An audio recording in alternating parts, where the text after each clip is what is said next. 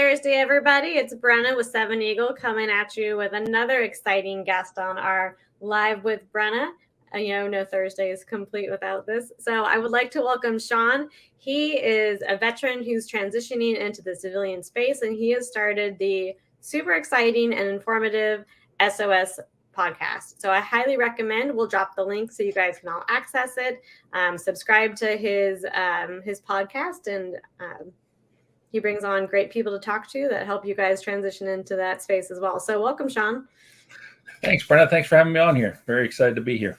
Absolutely. So tell us a little bit about your time in the military, your transition, how that's going, and kind of where you see the trajectory of your podcast going. Okay.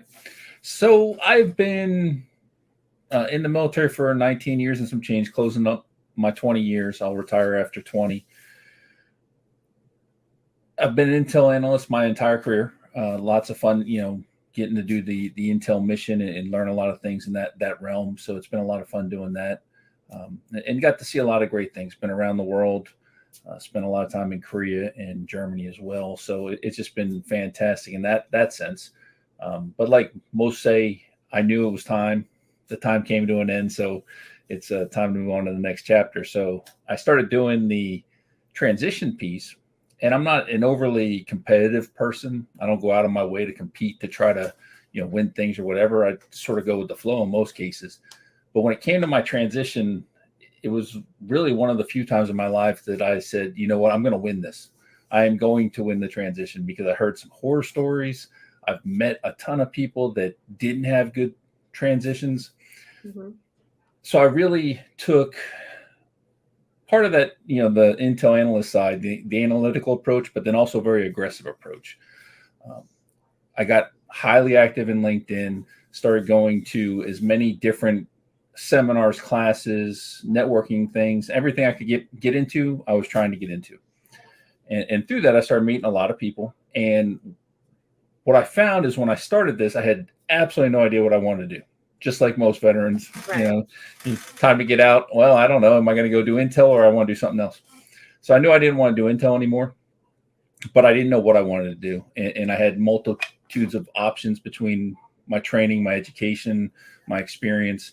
So I had to whittle that down. And over the course of about 18 months, I whittled that down from countless opportunities to about 5 that I truly believe I would enjoy and want to do the rest of my life. And through LinkedIn was where I was able to really start to whittle that down through the informational interviews, through veterati calls, through the different networking events I went to and the people I talked to. I was able to really start to shape that. The biggest piece for me was the targeted networking, really going after, okay, I want to do, let's say business continuity is one of the fields that I'd like to go into. I specifically looked for people in that field and really targeted it. And then once I realized where I was going to retire, where I wanted to live, then I could target that area as well. And so going through that whole process enabled me to truly whittle it all down to where it is. So I'm happy with where I'm at in the transition process, currently doing the CSP fellowship program, and excited about that, going great, having a lot of fun with it. But it all really lined up the way I hoped it would.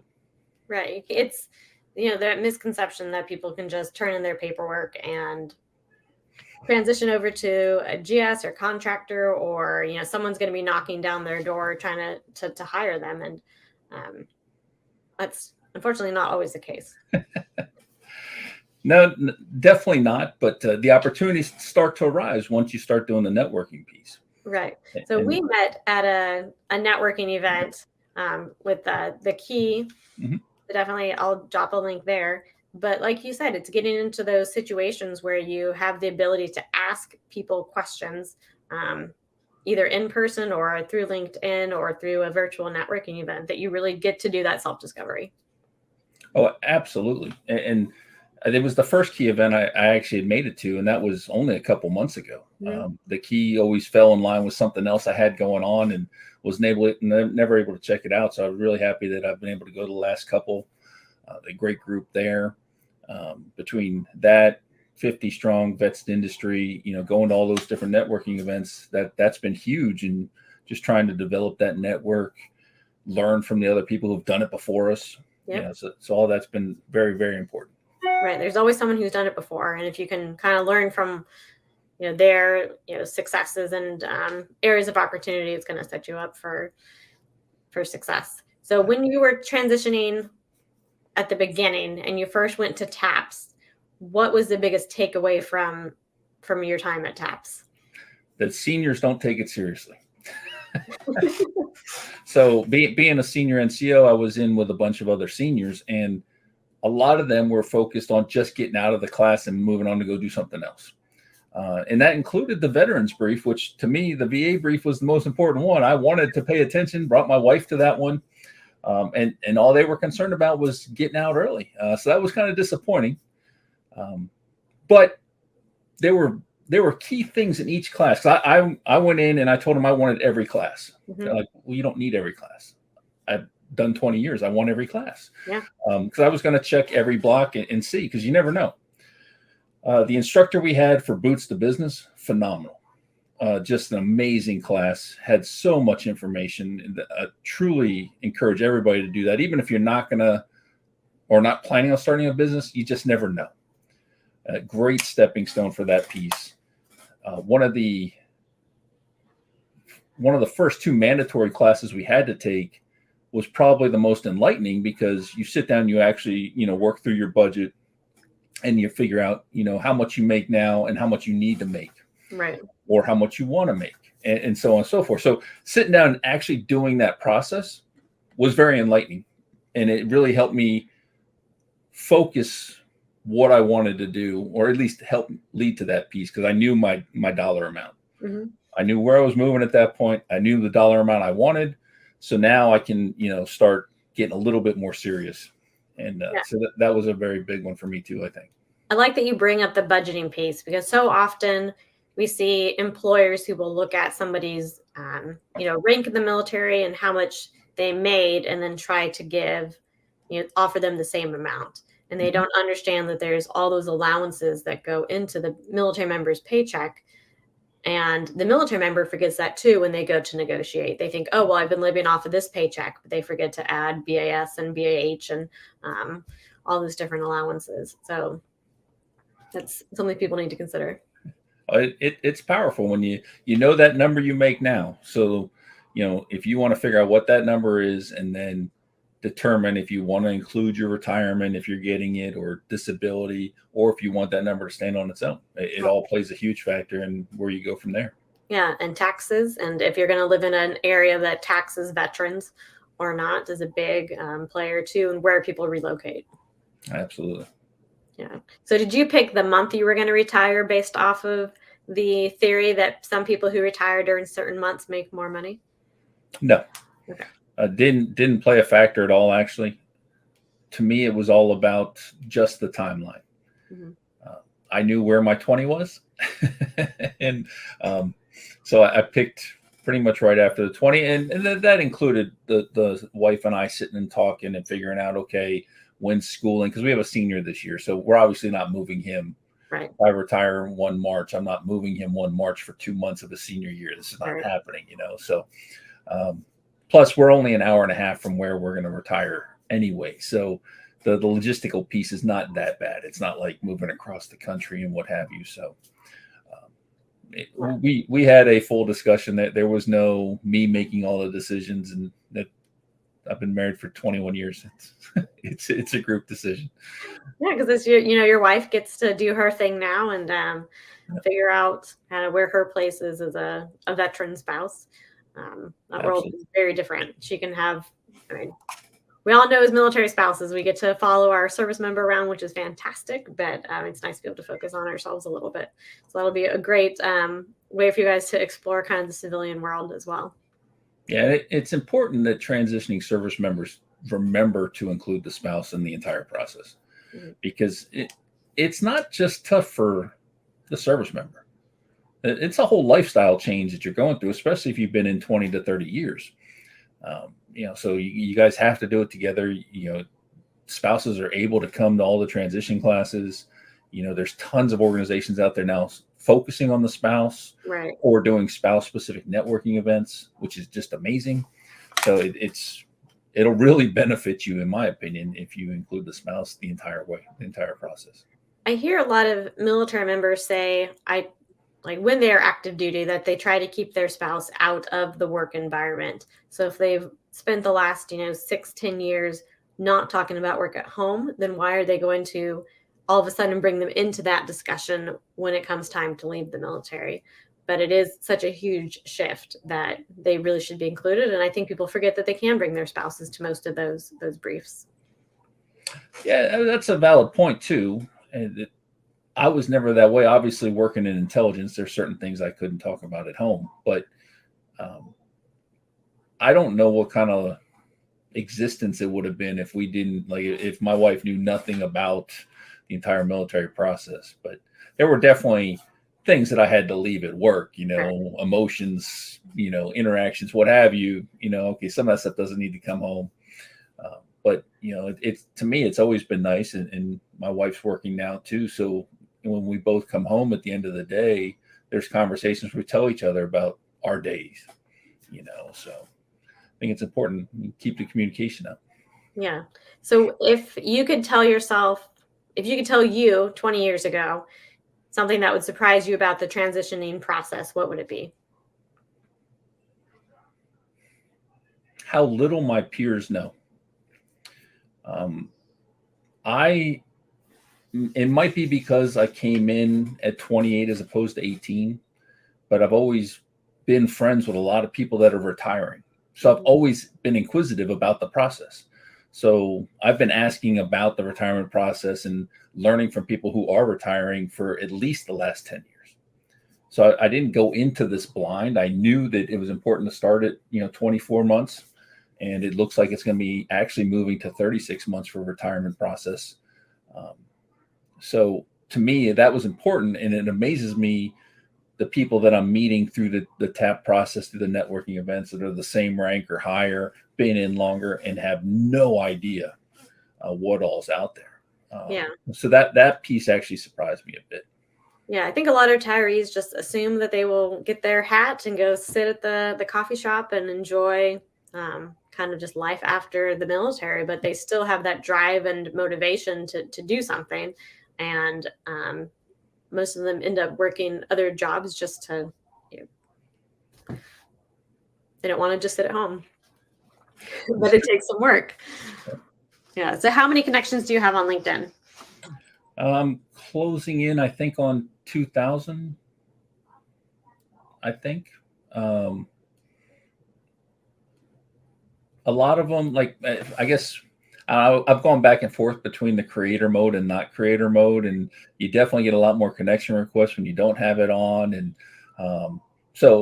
and it was one of those things where I realized probably about 6 months into it that your LinkedIn profile is kind of like your resume, and it's kind of like a evaluation in the military. Everybody you talk to has a different opinion of how it should look and how it should be done. And really, there probably isn't a perfect one out there.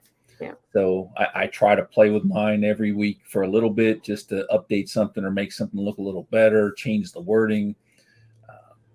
But the connection piece, for me, I don't just sit there and accept all connection requests, because, like everybody else, as soon as you accept some, you immediately get spammed with some sort of, finance brief, or, let's take this conversation to a different medium. And, it's like, yeah, I don't need all that. So I've gotten a lot more selective in the actual process there, and actually looking at their profile, seeing, not that, if someone only has 10 connections, they only have 10 connections, but you can a lot of times pick up if there's just things on there that don't line up. Right.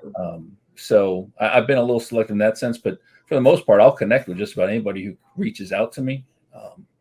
Just because you never know where that connection is going to lead. Could be the next great opportunity. Do you send a request, like a message, or do you just hit, connect? Both, but only because of mistakes. So I found out on my iPad that if I hit connect, I don't get the option to do the message. You got to do the personalized connection. So I have sent some and then had to follow up with an in-mail, and some of those people connected, some just ignored me because it was, it looked bad. So I always try to do the message. I think it's important to try to do something personalized and, let them know why I'm connecting at all, whether it's because they're in a transition space and I want to talk about the podcast opportunity, or they're in a field that I want to be in possibly, and I want to learn about it. So I try to, make it somewhat personalized too. Yeah, that's good. I get lots of requests and very few have messages. And so I try to message the person back and find out a little bit more about their story. It also works well for recruiters because then we can do the keyword search. So I love when people say like where they are either located or where they're looking to relocate when people reach out to me for career advice. And then if I know I have a software engineering position open in like South Carolina, I can just go to my messages um, and search. So I always appreciate getting a message.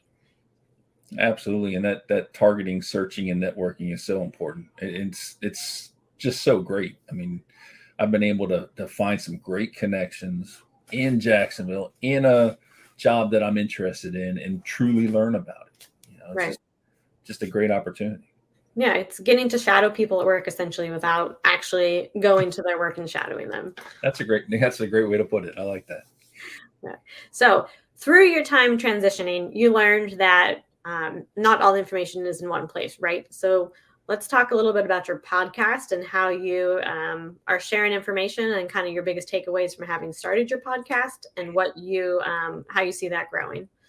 Okay. So I never wanted to start a podcast. I'll be upfront about that. Like, it was not something I wanted to do.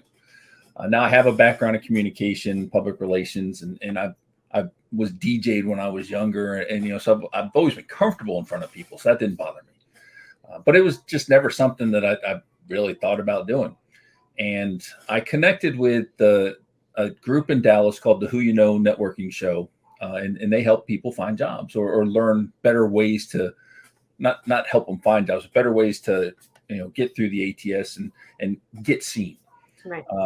And I did that very early in my transition, and it really changed the way I approach things because it's not military related. It's a civilian group.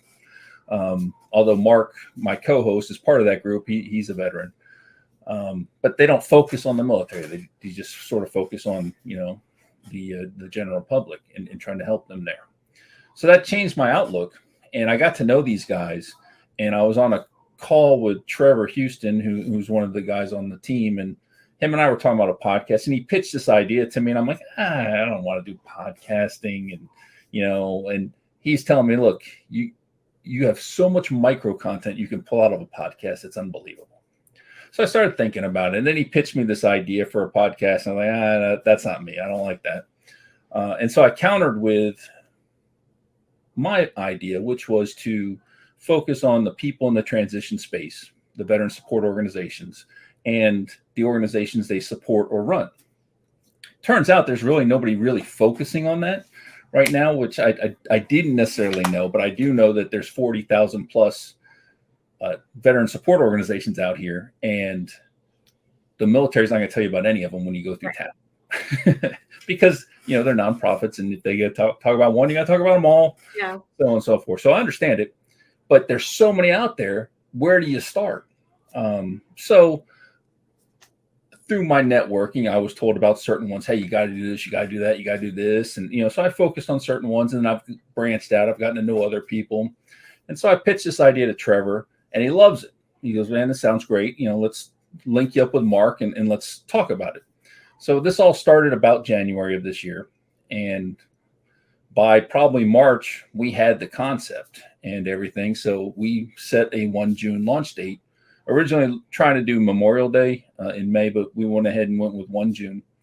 And essentially, we vet S.O.S, which I'm not that creative. It stands for Veteran Support Organization Show. So vet S.O.S. There's nothing special about the name, but I love the fact that we're able to use a life preserver, and we're allowed to, because that's what I want to be as a lifeline, helping people find these organizations.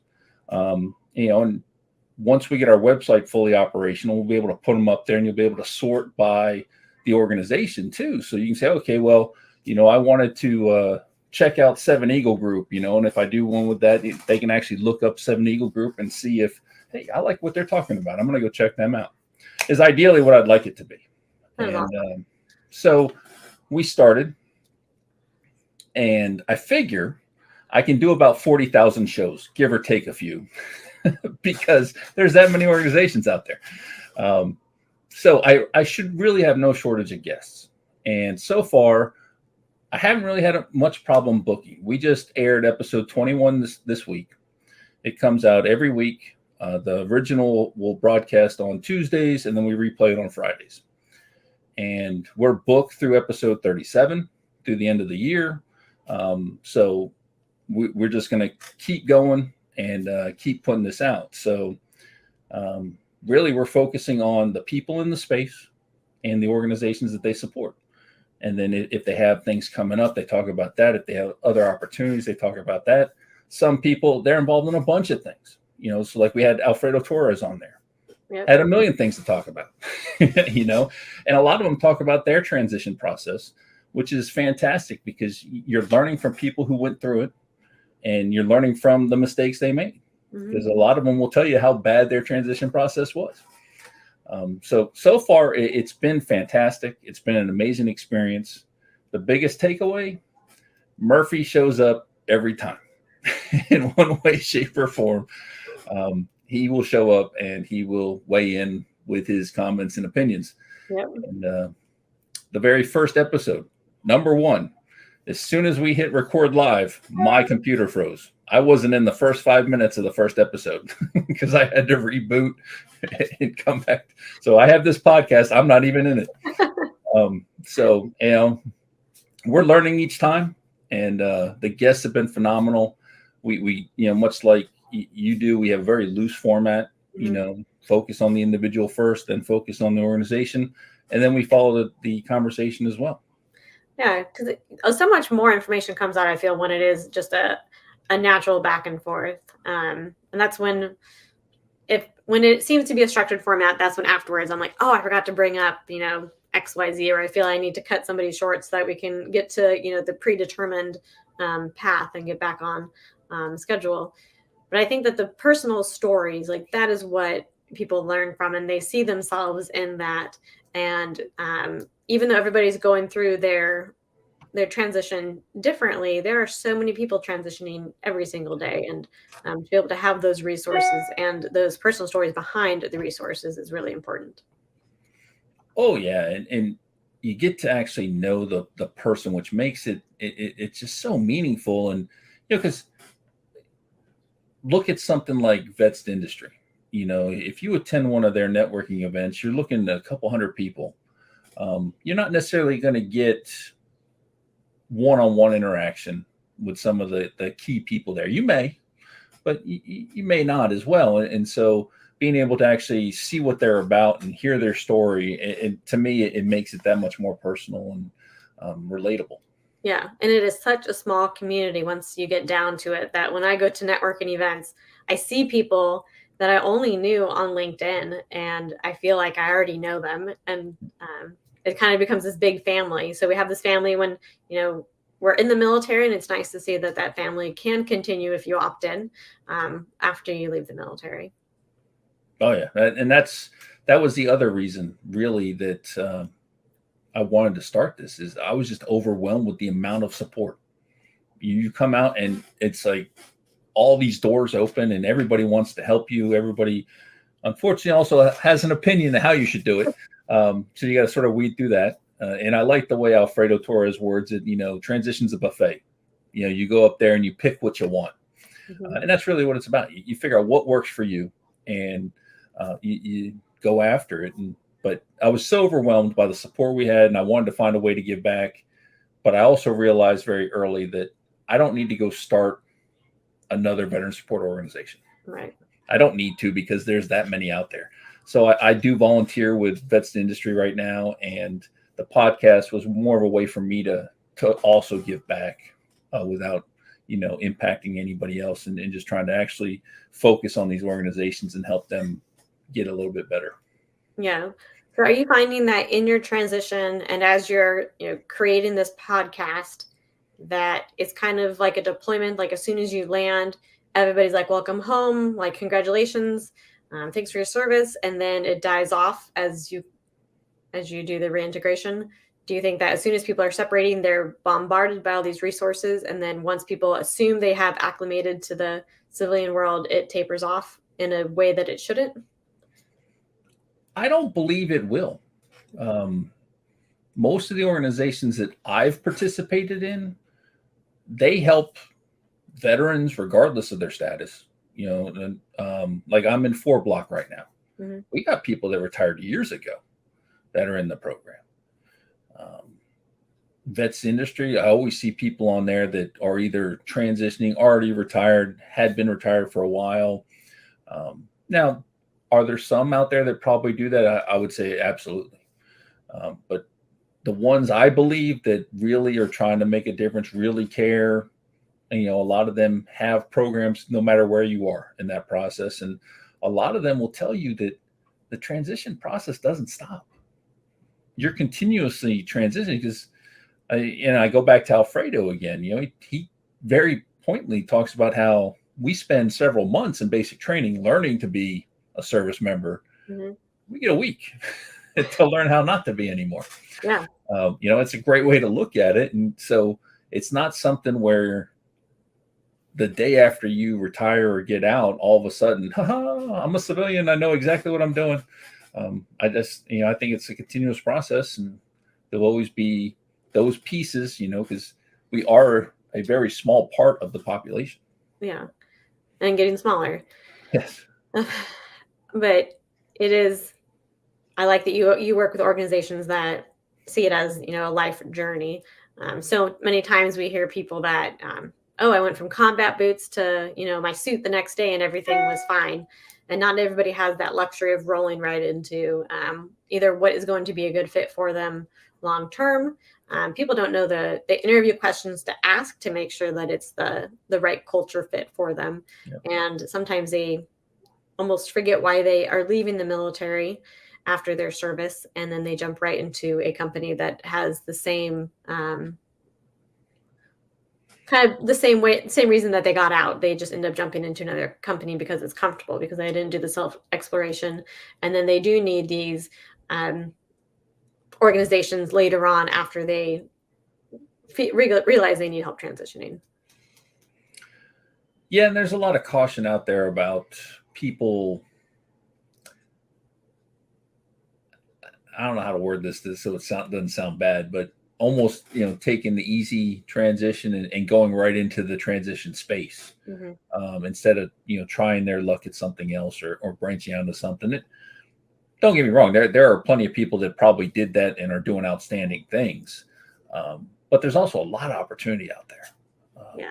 And there's a lot of ways that we can give back as veterans, and the service, in my opinion, obviously needs us as veterans to give back right now, because they're struggling with recruiting, and we have a story to tell, and I think it's an important story for the country. So there's always ways that we can help, we can give back. If someone is really determined to go into the veteran support space, that's great. Stay relevant, make sure you're staying on top of it. I heard some guy I connected with here recently talk about how he's doing that right now, but doesn't know how long he's going to stay in the space, because he believes he won't be relevant after a while. Yeah. Because the further you get from your actual transition, unless you work for the TAP program or one of these large organizations that stays engaged in it, you probably will fade away a little bit from it. So, it's one of those things that I just challenge people to stay relevant and stay involved, and find ways to give back. Yep. There's always an opportunity to mentor, and mentoring doesn't have to just be up, down, it can be lateral, and it's always about giving back. It is. And Veterati is such a great source for that. And we've been encouraging people to get on there. And at one point I was having 2 to 3 mentorship calls a week through Veterati, just calling, setting up these calls to do my informational interviews so I could learn more about fields, and just an amazing service. Yeah. Part of that buffet that you can access. Yeah. I didn't realize your show was so new. I guess looking back, I've been following you for quite a while. I think since pretty much the beginning. So that's pretty cool.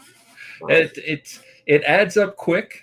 We're we're looking at it, and then we're already starting to think, okay, are we going to do something special for show 50? Do we want to wait till show 100? Because they start coming quick when you're doing one a week. Yeah. And then the way we decide from the get-go to do it is we do all our recording on a Saturday once a month. So we're doing 4 to 5 shows typically in one sitting, and then we go into post-production, we clean it up, we put it all together, and then we air it. So like right now, the ones I just recorded, they're going to take us through Thanksgiving into December. That's awesome. So we built a little bit of a bank there, and this year I'm going to play with, I think, doing it every week and then see what kind of drop off we get. Maybe we don't do it during the holidays next year, and so it'll be a learning process. Yeah, I enjoy different podcasts and lives. Just as a remote worker, I get to kind of listen to somebody talk, because obviously I'm not in an office. So I just like to listen to those while I'm doing my work. So I appreciate when I have a group that I can essentially listen in on every week. I think it's pretty cool. It's my little work family that doesn't even know I exist, I guess. I don't know if that's creepy or not. Yeah, and that's you asked me earlier about where I see it going. The first thing is completion of the website. Once we get the website up, then we'll be able to have everything housed in one area. Because currently, I send everybody to my YouTube page where I have a separate playlist with all the episodes. So once we have the website operational, we'll have everything there, and then we'll also be pushing everything out to the regular podcast channels. Spotify, Apple. And hopefully from there start to really grow the audience. And then with some of the guests I've had on, I'm already having conversations about things we can do together. Because one of the things I really want to do is live podcasts. Mm-hmm. Not every week, but maybe we have a once a month event. Maybe it's every quarter. I don't know, but do something where we're actually live. As a conjunction of a big group of people coming together. So, that'd be awesome. Yeah, I think it'll be a fantastic opportunity. And the other thing I would love to do eventually is take it overseas too. See if we can get on one of the overseas bases, which I know is another handful in itself, trying to get on a base. But doing stuff like that to where we can keep everybody informed. I think that'd be really cool. And we're still talking about what we want to do as far as finances. Right now it's not something I necessarily want to monetize, mm-hmm. but it might be something that we look at monetizing to a certain degree to help pay the costs, but then give back to the different organizations that we're interviewing, which I think would be a great way to do it. That's awesome. I like that idea. Yeah. But just bringing awareness and having one database that people can go and search is going to be extremely helpful. I'm excited about your website. You'll definitely have to let me know when you guys get that up and live. I can refer people. That's going to be a great resource. I'll be screaming it from the mountaintops. I'm sure I will be listening in when you announce it. And yep. That'll be awesome. But thank you so much, Shawn. Do you have any other last parting words or advice to people as they transition or they're looking for resources?